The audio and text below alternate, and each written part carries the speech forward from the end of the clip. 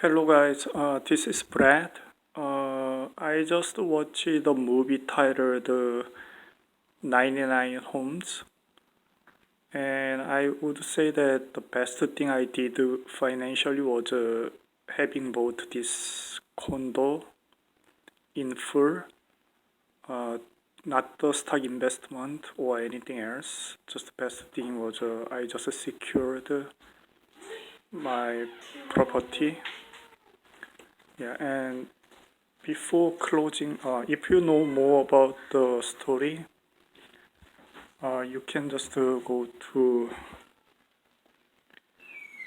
my book, the title The UnBrokable 7.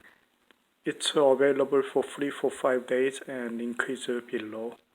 The cat was not our cat, it's a neighbor's cat visiting us sometimes.